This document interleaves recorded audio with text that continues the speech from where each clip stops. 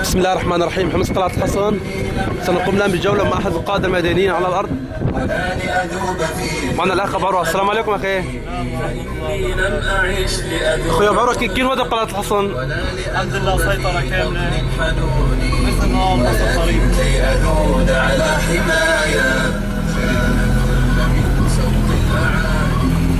أخي امبارح كان في اشتباكات بالمدينة. الحمد لله حاولوا التسلل علينا، صدينا له وقطعنا العديد منه. الحمد لله رب العالمين.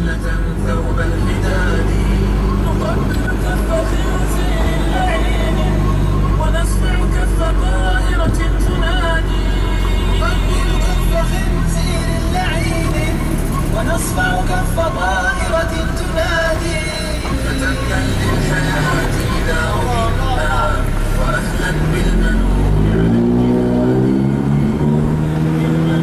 على الجهاد. أخوي طيب المدينة عم تتعرض للقصف اليومي، شو السبب؟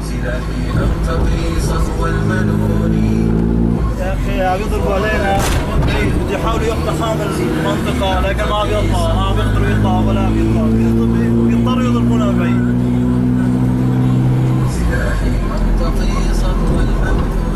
كيف معنويات الجيش حر الكتائب متواجدة بقلعة الحصن؟ ارتفع كثير الحمد لله. يعني في تخوف من الأهالي إنه باقتحام المدينة، أنت شو توجه رسالة؟ شو تقولون للأهالي هون؟ نقول لهم يقعدوا بأمان، كل عصابات طغي يجربوا تجرب بس. جربوا يتجربوا تجربوا. الحمد لله رب العالمين.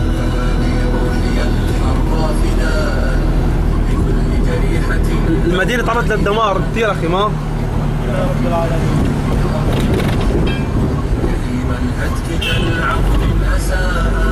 بكل يتيمة تدعو أباها وبين دمائه تاهت خطاها. طيب أخي عم يجيكم دعم من برا من أي دولة ولا كل الأسلحة من الغنائم يأخذوها بالمعارك؟ كل الأسلحة على عنا عند الغنائم، ولولا ما ضربنا كم حاجز. الحمد لله سيطرنا عليهم لألا كان سلاحنا عنا نهائيا. فؤادي وامنحوني سلاحي أرتضي صهو المنون. خذوا مني فؤادي وامنحوني سلاحي أرتضي صهو المنون. خذوا مني فؤادي وامنحوني سلاحي أرتضي صهو المنون. فإني لم أعش لأذوق ذلا ولا لأذوب في فم حنوني. فإني لم أعش لأذوق ذلا ولا لأذوب في فم. طيب يا أخوي أبو عروة، أنت شو بتقول لهم الشبيحة المتواجدين بعض النصارى؟ إنهم جايينكم إن شاء الله قريبا، ما مطولين بإذن الله. بالخيل العتاقي لأنه أهل الواد عم يقولوا إنه هاي قلعة الحصن هن اللي اعتدوا عليهم. مين اللي اعتدى على الثاني أخي أبو عروة؟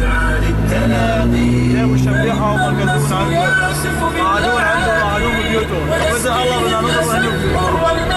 إن شاء الله إن شاء الله. النصر يعزف بالأعادي ويسقيهم أسنور المذاقي. وإن الموت يمضي برعاب يدف بها إلى الحر السواقي. وهم بعض الأهالي يقومون بإزالة الأنقاض والدمار في المدينة. النصر لاح له شروق يبدد ظلمة الليل